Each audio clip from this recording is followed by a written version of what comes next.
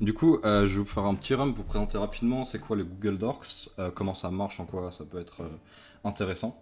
Donc, il faut savoir déjà le terme Google Docs, ça a été inventé par Johnny Long en 2002, quand il parlait déjà à l'époque en fait de trouver des failles de sécurité directement grâce à Google en fait. Donc c'est assez intéressant, on va voir du coup comment c'est possible. Donc, on sait tous que Google c'est un moteur de recherche, qu'on recherche des choses avec du contenu, etc. Et il faut savoir, enfin, il y en a peut-être qui sont déjà au courant, mais Google contient des opérateurs de recherche qui permettent de mieux filtrer en fait ce qu'on veut retrouver sur Internet, d'avoir justement plus d'informations, plus de précision exactement sur ce qu'on veut. Donc les premiers par exemple pour ceux qui ne connaissent pas qu'on peut avoir pour les opérateurs, ça va être un opérateur logique qui est l'opérateur OU. Donc ça va permettre par exemple pour Jobs, Facebook ou Oculus, avec évidemment le scope des parenthèses qui est possible, ça va nous permettre d'avoir deux recherches en même temps Google, donc Jobs, Facebook et Jobs, Oculus par exemple, pour avoir justement plusieurs recherches. Ensuite, donc s'il y a le ou, logiquement on se dirait qu'il y a le end, mais le end est automatiquement inclus en fait dans les recherches Google, puisque quand vous recherchez deux mots à la suite, sans guillemets, c'est important, quand vous cherchez deux mots à la suite, il va juste chercher s'il y a les deux mots quelque part contenus dans les pages que vous allez trouver. Juste s'ils sont contenus à une position X, à une position Y, c'est tout.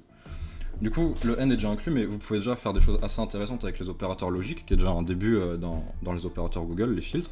Mais il y a aussi d'autres opérateurs qui peuvent être très intéressants. Donc là, je vous en ai mis quelques-uns que je vais vous expliquer pour montrer justement, parce que des choses qu'on peut utiliser assez souvent. Recherche précise. Donc ça, je pense que c'est l'opérateur le plus connu, c'est vraiment l'opérateur guillemets, qui, comme je vous l'ai dit tout à l'heure, quand on cherche sans les guillemets, il va chercher juste si les mots sont là. Avec les guillemets, il va vraiment chercher, il doit y avoir recherche précise, par exemple dans cet exemple-là, pour que votre Google vous montre les pages indexées, enfin les pages trouvées. Ensuite, vous avez file type. Donc, au final, c'est assez explicite. Ça va juste vous donner que des résultats qui se finissent par l'extension que vous avez donnée. Par exemple, un file type PDF, ça peut être très très utile dans des recherches de documentation, des recherches d'études, etc. Define, ça permet tout simplement de forcer en fait justement la définition d'un mot. Il va vous chercher en général dans des dictionnaires comme Oxford ou d'autres qui vous vont donner beaucoup plus d'informations sur la signification de ce que c'est. Et c'est juste un petit tip à savoir quand on veut trouver des définitions assez rapidement, vous l'avez directement dès le haut de la page. Enfin, c'est juste ça. Et il y a le site aussi qui est très très utilisé, qui va littéralement vous donner que des résultats qui viennent de ce site. Et du coup, évidemment, genre, utiliser juste un opérateur de ce style-là, ce n'est pas très utile. Il va falloir plutôt utiliser plusieurs combinaisons. Par exemple, la recherche précise avec le file type, ça va être très très utile justement. Et comme je vous ai dit, ça va être ce qui va être le plus effectif, je pense, et ce qui va être le plus utilisé si au final vous commencez ou vous utilisez déjà ce genre d'opérateur. Du coup, il peut y avoir plusieurs utilisations pour ce genre d'opérateur. La première utilisation, j'en ai déjà un peu parlé, ça va être la recherche personnelle justement. Ici, il y a un lien que je vous mettrai dans Talk après qui est juste tout simplement une petite liste des opérateurs qui marchent encore justement et qui peut être très utile, très intéressant. Il faut savoir qu'il y a des wildcards par exemple avec étoiles. Mais surtout, ce qui est très intéressant et sur lequel il y a beaucoup de recherches à faire, ça va être la sécurité justement, les dorks comme je vous parlais. Et en fait, il faut savoir, comme je vous l'ai dit, avec les opérateurs, déjà Google est très puissant sans opérateurs. Avec les opérateurs, on devient encore plus précis et plus puissant que normalement. Et on peut avoir des choses, encore une fois, extrêmement précises. Et on peut avoir des failles de sécurité si c'est bien, très très bien mis en place. Donc par exemple, il faut savoir que WordPress et ses plugins ont eu beaucoup de problèmes sur certains qui n'étaient pas mis à jour, pas regardés dans la sécurité, etc., pas assez entretenus au final. Et beaucoup de sites WordPress sont du coup sensibles, en fait, sont complètement, comment dire, sont pas sécurisés à ce niveau-là. En fait, juste avec Google, on peut rentrer dans les failles de sécurité, rentrer dans certains sites internet carrément jusqu'à aller à là. Ce lien aussi, je vous le mettrai du coup dans le talk. Ça permet, en fait, tous les jours, c'est une database qui s'update et qui montre des nouvelles failles de sécurité qui ont été trouvées juste avec des recherches Google.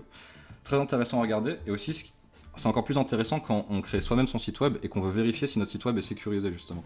Est-ce qu'il y a exactement ce qu'on veut? Est-ce que même l'indexation, rien que l'indexation, est-ce qu'elle est bien faite?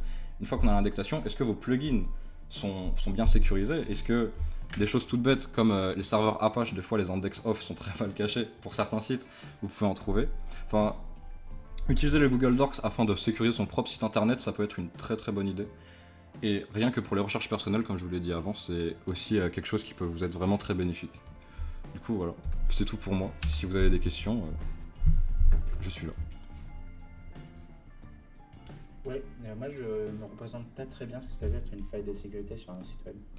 Alors, en fait, une faille de sécurité, c'est vrai que c'est un peu vaste la façon dont je l'ai dit, parce qu'on peut trouver plusieurs choses. Faille de sécurité, c'est vraiment quelque chose qui est, enfin, pour moi, je le vois comme ça, qui est pas censé arriver.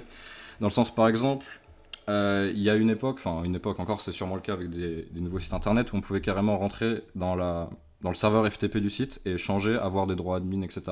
Donc on pouvait vraiment aller très loin, mais on pouvait aussi carrément, genre, il y a des databases, des leaks de databases qui sont trouvés grâce au Google Doc justement, parce que en cachant mal, justement, enfin en cachant mal, en sécurisant mal son site, on peut accéder à des databases justement avec les Google Docs. Je sais pas si ça a répondu à ta question. Ouais, merci. Moi, je suis sur le projet White Comet, donc c'était littéralement voir comment les antivirus marchent, comment les contourner, etc. Donc, par exemple, un qui pouvait être très utile, c'était celui-là que j'avais gardé tout à l'heure, qui est en gros, mon file type c'est le PDF. Moi, je trouvais des antivirus, enfin des bypass d'antivirus. Et là, premier lien, c'est justement un des liens qu'on a le plus utilisé, qui est une grande explication de comment ça marche, enfin de la grande documentation par quelqu'un. Pour ceux qui connaissent justement, c'est Vagas, c'est Emeric Gnassi, etc. Du coup très intéressant et trouvé directement ici, alors que de base justement moi je l'avais pas trouvé avec l'opérateur comme ça, mais justement en recherchant beaucoup plus logiquement avec le doc, je me suis rendu compte que je l'avais directement en premier lien. Et du coup voilà, et pareil pour le deuxième lien, enfin si je continue ce serait toujours de plus en plus utile, évidemment. Et vous pouvez faire, et juste par exemple, imaginons, vous voulez Harry Potter en PDF, vous avez là Harry Potter École des sorcières en entier. Enfin, vous pouvez trouver beaucoup de choses si vous avez besoin de certaines ressources en particulier, etc. Ok. En particulier des livres, etc. Ça peut être très très utile.